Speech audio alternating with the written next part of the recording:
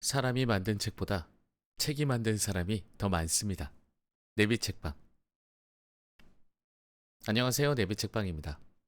오늘 소개할 책, 지배의 법칙입니다. 서가명강 시리즈 오랜만에 들고 왔고요. 저자분은 이재민, 지음, 그리고 출판사는 21세기 북스입니다. 이재민 서울대학교 법학전문대학원 교수, 충돌하는 국제사회, 재편되는 힘의 질서. 자, 요새 국제 정세가 많이 어지럽지 않습니까? 물론 우리 국내 정세도 너무나 혼란스러웠기 때문에 국제 정세에 신경을 쓸 겨를이 없지 않았나 싶은 생각도 듭니다. 이번에 대통령 선거가 진행이 됐고 새로운 대통령이 뽑히면서 뭐 누구를 지지하셨든 아무튼 이제 새로운 대통령을 통해서 국내 정세가 빠르게 좀 자리를 잡지 않을까 싶습니다. 진정될 것 같고 그리고 앞으로의 새로운 대한민국을 또 꿈꿀 수 있겠죠. 자, 목차 소개를 한번 드리기 전에 이 책을 읽기 전에 학문의 분류부터 소개합니다. 이 책은 법학의 국제법에 속하고 있네요. 자, 이 책을 읽기 전에 주요 키워드 정리합니다. 국제법, 국가의 행위를 국제적으로 규율하는 법률이다. 국가 간의 협의와 합의를 바탕으로 만들어진다. 이 정도면 알고 계시면 되겠습니다. 자, 냉전이란 말 들어보셨을 겁니다. 냉전.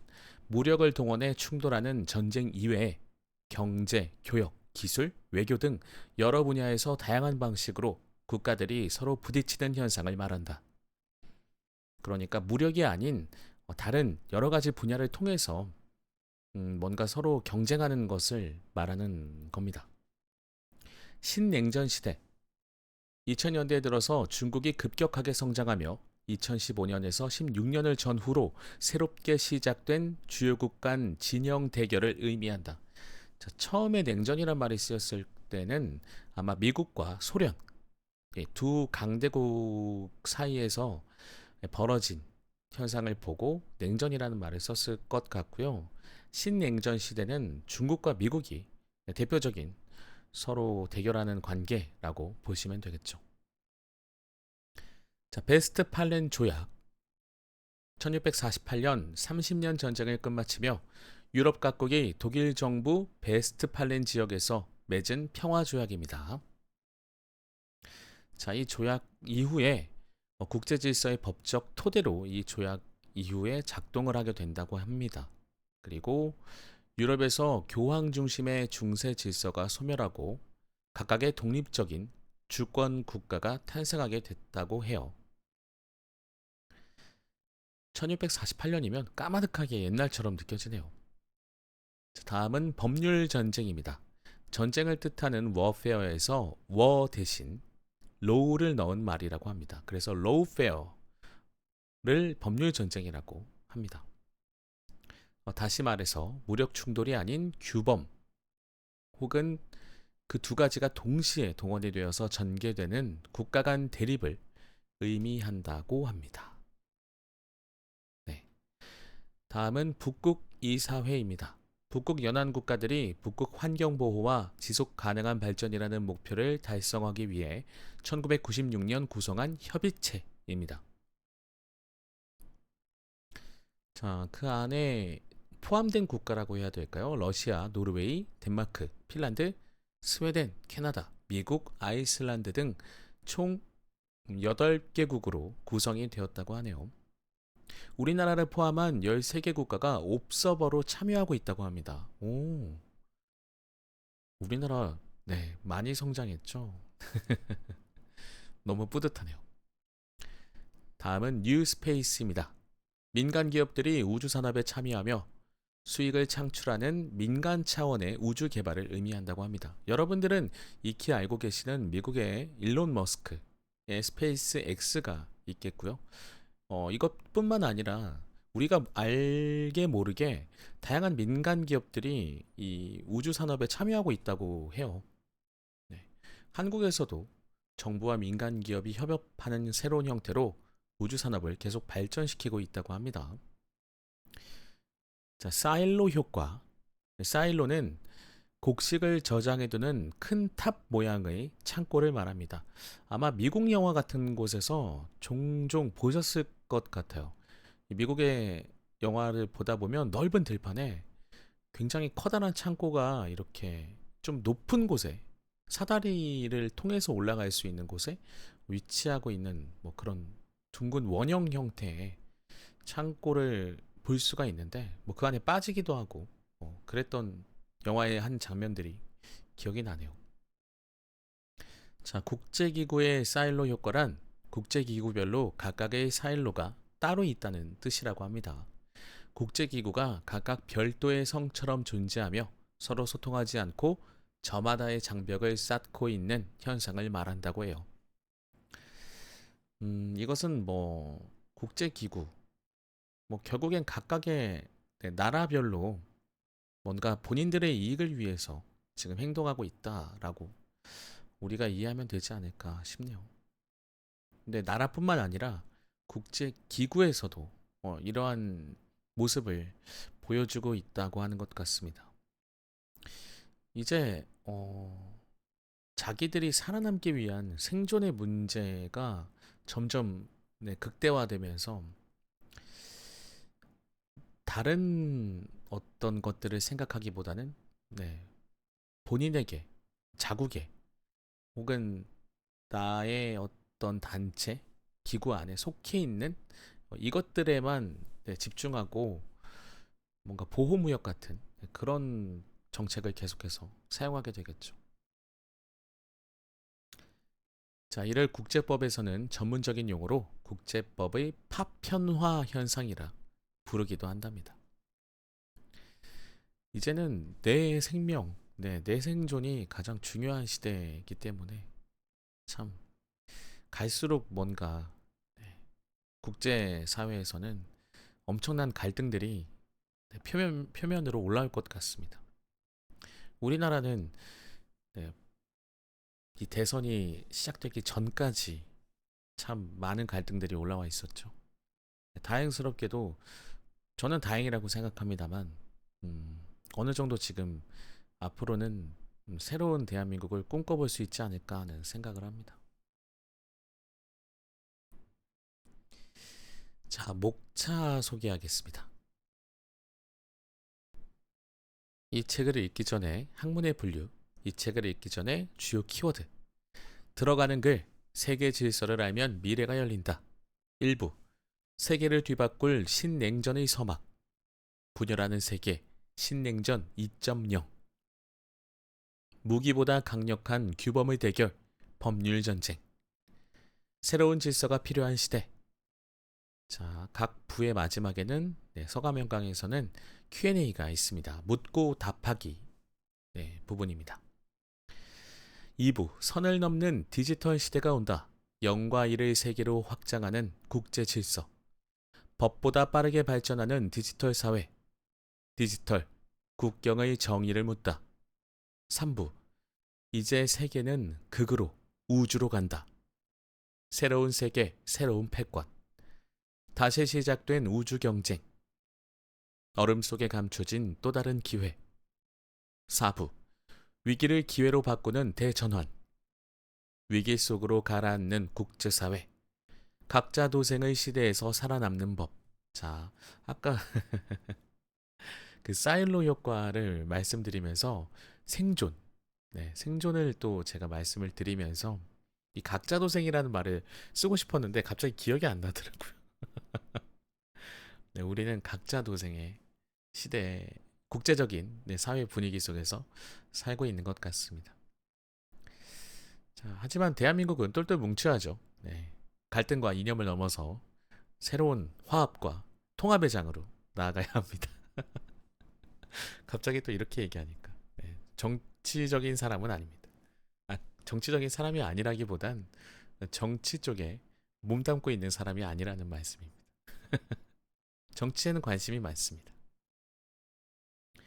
새 질서로 다시 쓰는 인류의 미래. 나가는 글, 새로운 승자의 무기 국제법, 주석 참고문헌 이렇게 이루어져 있습니다. 자, 저는 오늘 들어가는 글과 4부에서 위기 속으로 가라앉는 국제사회 혹은 각자 도생의 시대에서 살아남는 법 이 둘 중에 소개를 해드리면 어떨까 싶습니다. 저는 각자 도생의 시대에서 살아남는 법 이 부분을 소개하도록 하겠습니다. 자, 우리가 어쨌든 생존법을 알아야 할 것 같기 때문에 이렇게 정했고요.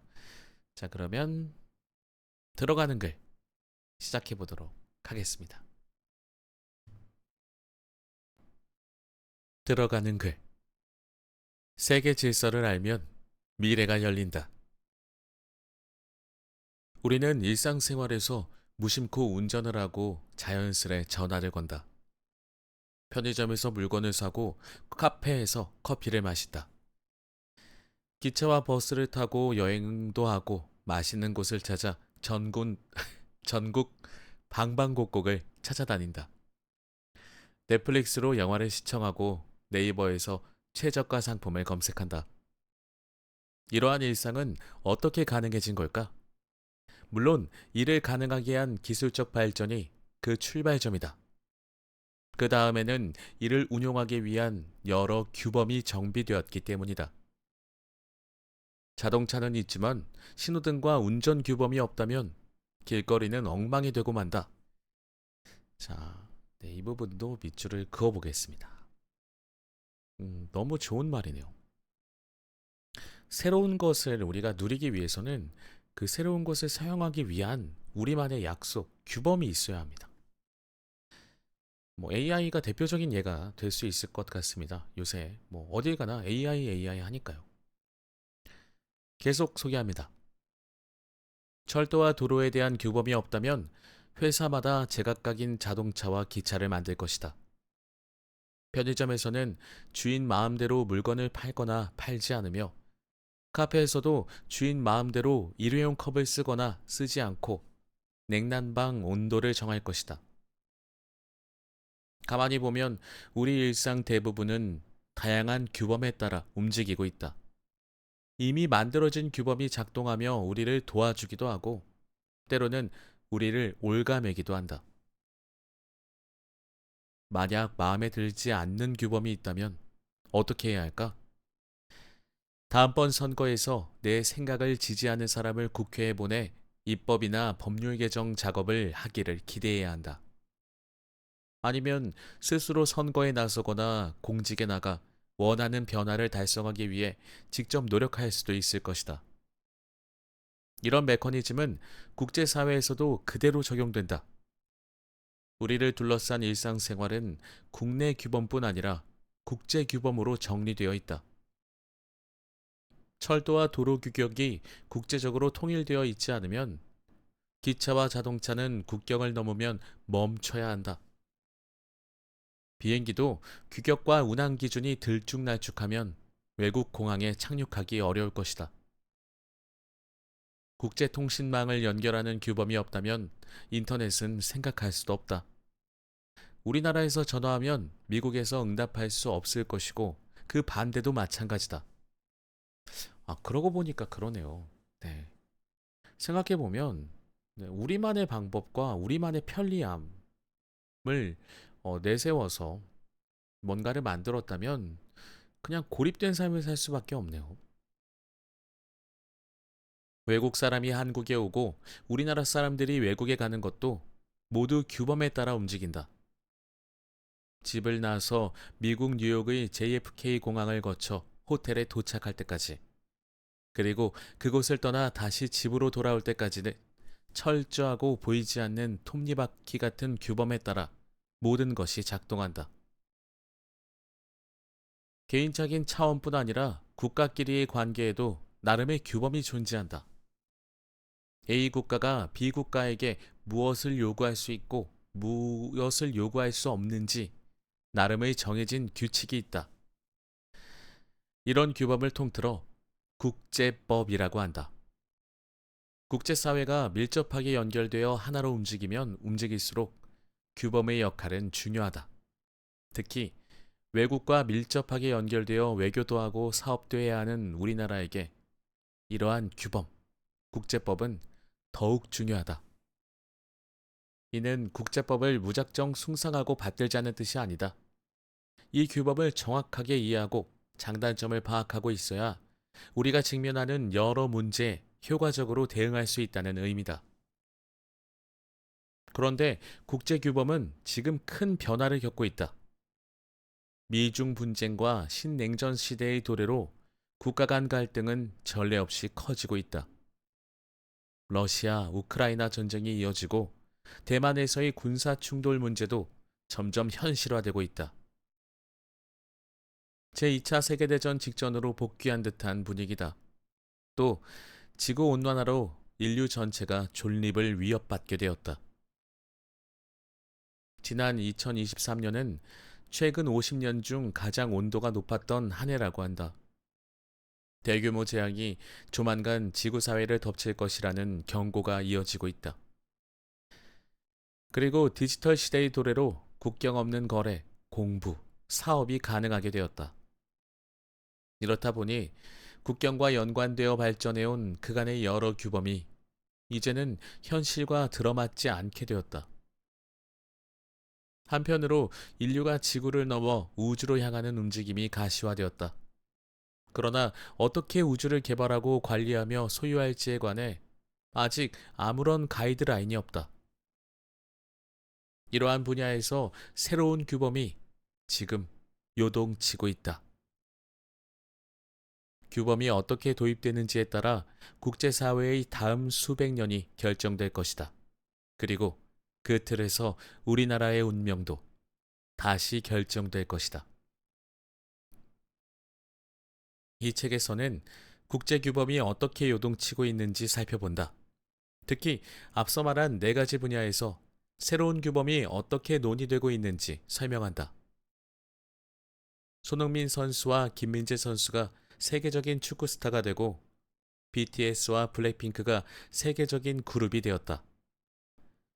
조성진과 임윤찬은 전 세계인이 열광하는 피아니스트가 되었다.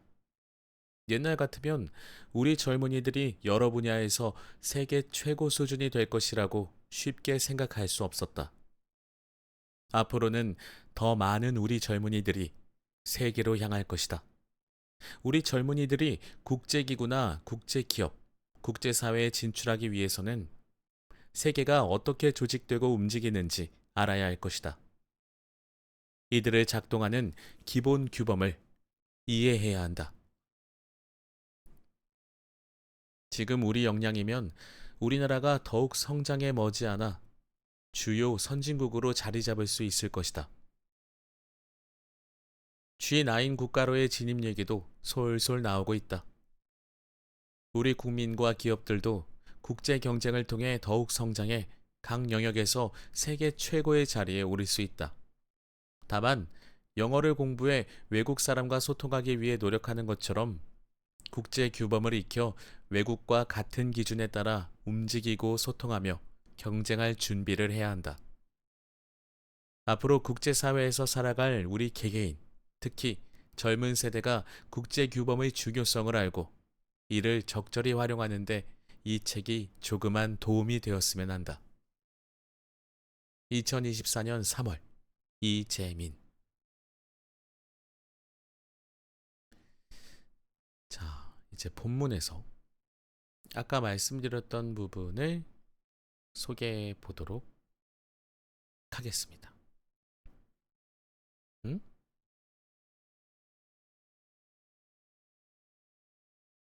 제가 잘못 체크를 좀 했네요.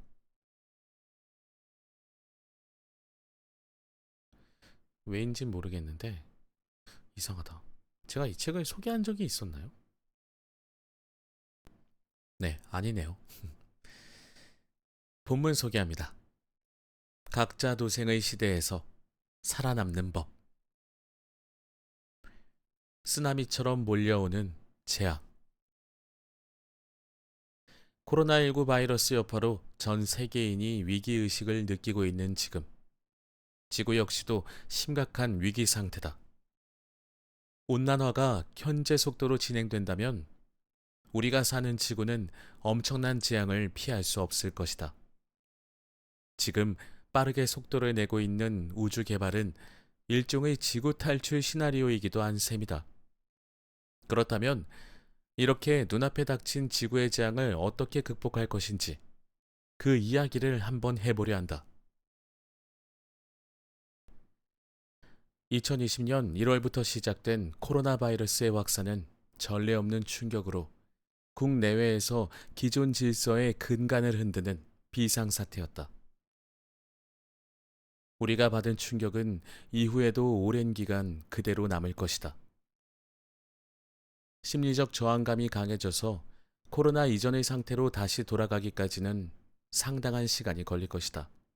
이는 보건학적으로, 의학적으로 코로나 바이러스를 극복하는 것과는 다른 문제다. 국제관계도 마찬가지다. 앞으로 얼마나 걸릴지는 모르지만 국제사회의 심적 장애물로서 코로나 사태가 완전히 종식될 때까지의 기간은 국제사회의 전환점이 될 것이다. 언젠가는 지금 우리가 1945년을 이야기하듯 2020년을 이야기하게 될 수도 있다. 1945년이 유엔 도입과 새로운 국제사회 질서가 마련되는 기점이 된 것처럼 먼 훗날에는 2020년부터의 수년간이 국제사회 대변혁의 출발점으로 이해될 가능성도 높다. 그런데 이렇게 어려운 시기에 국제사회는 신냉전 체제에 돌입했다. 가장 큰 리더십을 보여줘야 할 미국과 중국은 더 치열하게 다투고 있고 중요한 역할을 해야 할 다른 나라들 역시 현재 자신들의 생존 모색에 바쁘다. 선진국과 개도국 간의 갈등은 더욱 깊어지고 개도국들의 불만은 점점 쌓여만 간다. 이렇다 보니 여러 영역에서 국가들끼리 또한 그룹들끼리 전방위적으로 충돌하는 현상이 나타나고 있다. 기존 규범과 새로운 규범을 둘러싼 대립도 거세지고 있다. 안타까운 상황이 아닐 수 없다. 위기를 넘으려면 연대해야 한다. 2023년 12월 기준으로 공식적으로 기록된 코로나19 바이러스 감염자 수는 7억 7,205만 2,752건이고 사망자 수는 무려 698만 5,278명이다. 와, 생각지도 못했네요. 이 정도로 사망자 수가 많을 거라고는 몰랐습니다. 음, 정말 많은 사망자가 나왔던 큰 질병이었는데 여러분들 주변에서도 안타깝게 이 코로나로 좀 안 좋은 결과를 맞이하신 분들이 계실까요? 네, 저는 주변에서는 본 적이 없는 것 같아서 저만 모르고 있었나 봐요. 정말 끔찍한 병이었네요. 이게 끝이 아니라 지금도 계속 늘고 있다. 지금까지의 상황만 보더라도 코로나19 팬데믹은 금세기 최악의 보건 위기라고 할 수 있으며 앞으로도 이로 인한 파급 효과는 지속될 것이다. 코로나19 대응으로 확인된 국제사회의 모습은 어떠한가? 개별 국가별로 하루하루 대응책 마련에만 분주했다. 정작 국제사회 차원에서 체계적인 대응이 없었다는 것이 일반적인 평가다. 이를 국제 규범 맥락에서 보면 여러 구조적인 문제점이 드러난다. 먼저 쪼개진 국제 규범의 문제가 있다. 환경 및 보건에 적용되는 규범, 우주와 바다, 디지털 사회에 적용되는 모든 규범이 다 쪼개져 있다는 것이다. 물론 국내 규범도 그렇기는 하지만 그래도 개별 국가는 단일 정부가 체계적으로 조율할 수 있으니 쪼개진 규범들을 어떻게든 하나로 통일적으로 적용하기 위해 노력한다. 그런데 국제사회는 체계적인 정책 결정에 힘들어 여러 영역의 규범들이 단순히 쪼개져만 있는 상황이다. 이른바 국제 규범의 파편화 현상이다. 사실 국제규범이 파편화된 것은 이미 오래된 문제인데 그 문제점이 코로나19를 거치면서 우리 피부에 더욱 직접적으로 와닿게 된 것이다. 이전에는 국제규범의 파편화가 국제법 전문가나 국가 원수, 외교부 장관 정도 돼야 고민하는 이슈였다면 이제는 모든 사람이 피부로 느끼는 하나의 새로운 현상이 되어버렸다. 자, 이 부분은 많은 공감이 좀 됩니다. 왜냐하면 당장에 뭐 개개인적으로도 혹시라도 뭐 주식 투자를 하시는 분들이라면 더더욱 그러실 텐데 국제사회 이슈를 중점적으로 많이 보시죠. 국제사회에 어떤 문제가 생기면 그 영향 때문에 주가에 영향을 미치기 때문에 개개인들도 국제사회에 대해서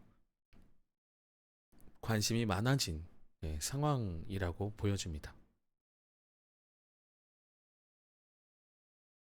자, 계속해서 소개하도록 하겠습니다. 그리고 제한된 WHO의 역할과 시대에 뒤떨어진 국제보건 분야 규범도 문제다. 한마디로 WHO가 세계보건의 최정점에 있는 국제기구로서 제 역할을 못한다는 것이다. 코로나19 발생 시점에 TV에 거의 매일같이 WHO 사무총장이나 관련 담당자들이 나와서 열심히 논의하고 행동하는 것 같더니 한두 달 만에 사람들과 국가들의 관심에서 사라졌다. 그 이후 최근까지 WHO 관련 기사는 아예 찾아볼 수 없다. 왜 그럴까? 의사결정이 늦고 제대로 역할을 못하기 때문이다. 인류 역사상 손꼽히는 최악의 보건 위기 상황에서 WHO가 보이지 않는다는 것은 참으로 큰 문제다. 기타 국제기구도 마찬가지다.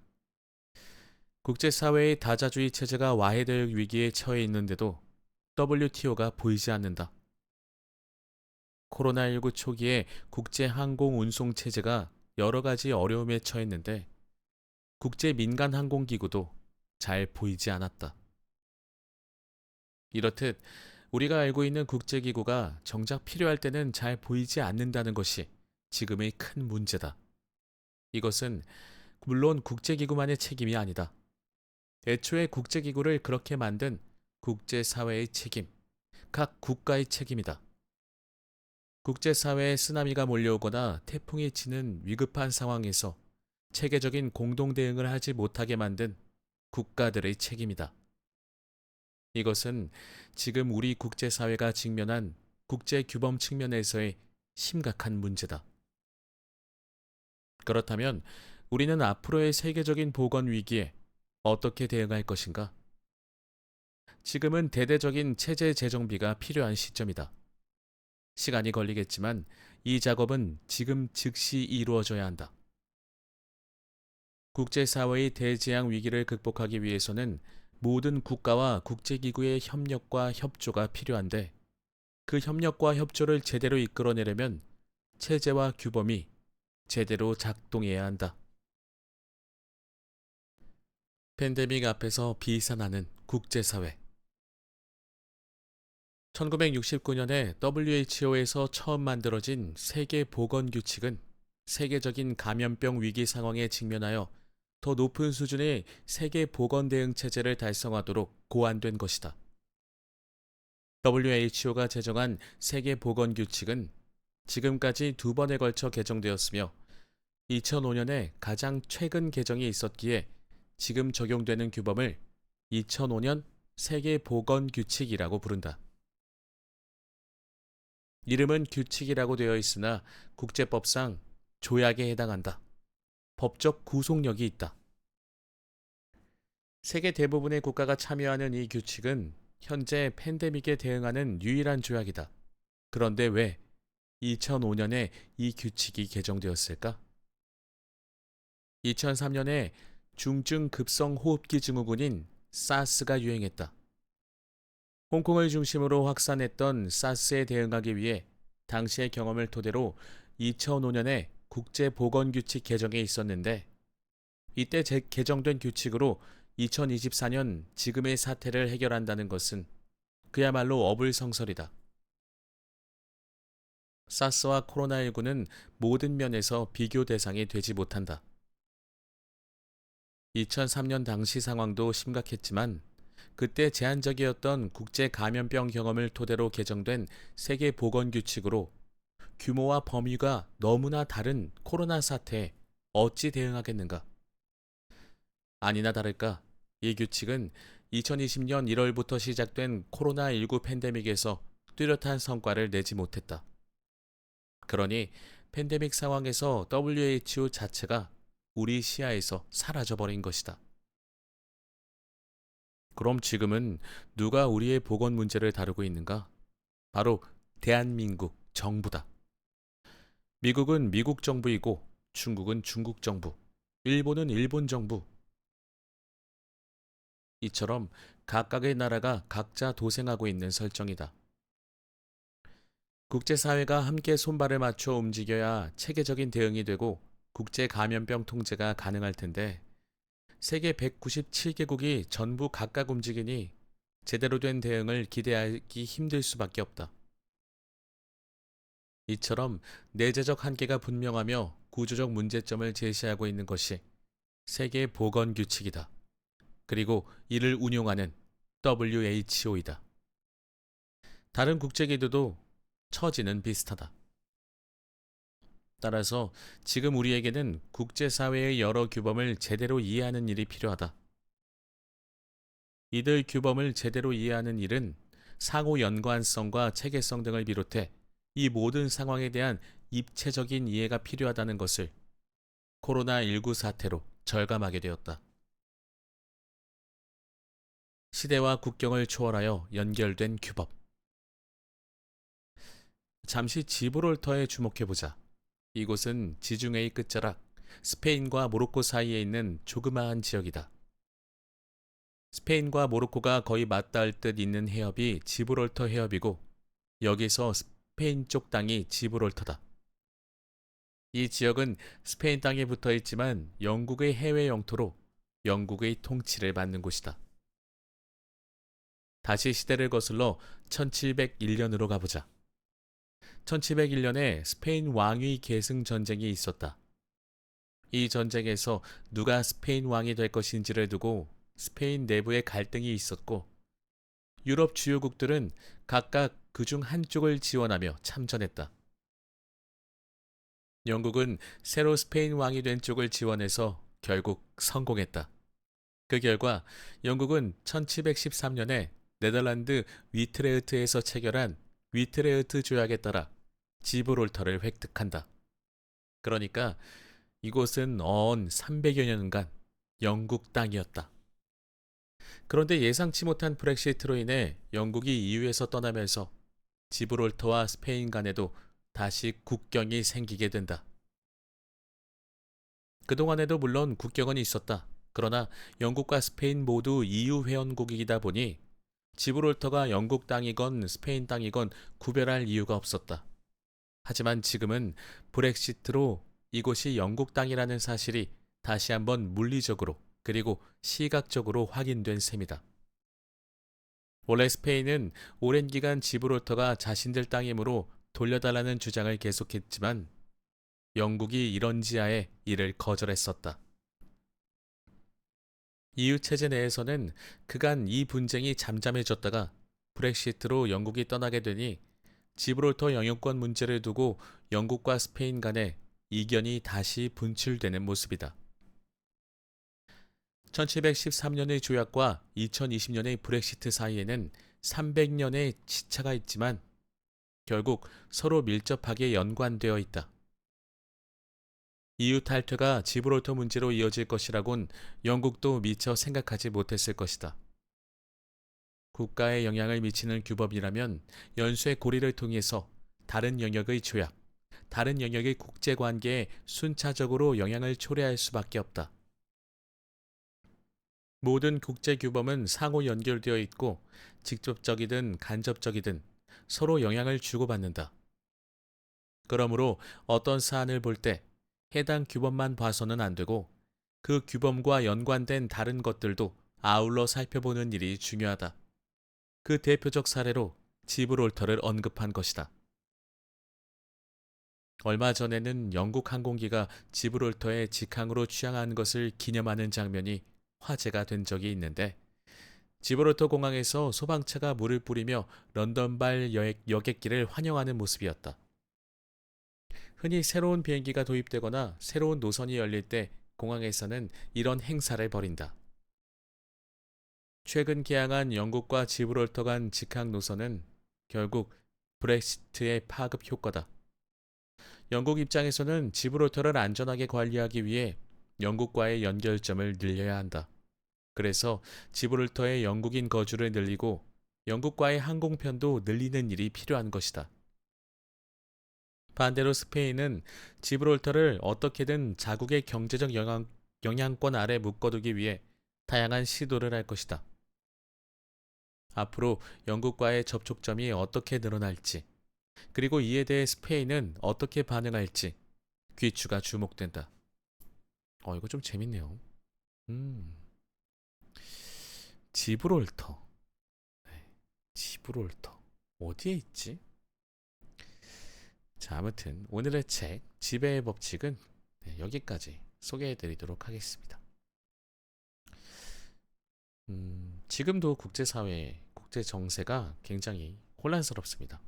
계속해서 전쟁이 이어지고 있고 혹은 새로운 전쟁이 발발할 수 있는 가능성들도 곳곳에서 위기처럼 다가오고 있습니다. 우리나라는 이제 통합과 새로운 시대를 향해서 나아가자라는 새로운 정부의 어떤 공약이라고 할까요?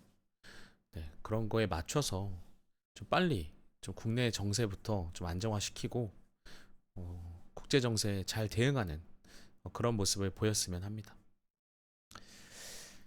자, 오늘의 책 지배의 법칙 이었습니다. 저는 다음 시간에도 재미있고 유익한 책으로 인사드리도록 하겠습니다. 들어주신 모든 분들 감사하고요. 항상 건강하시길 바랍니다. 감사합니다.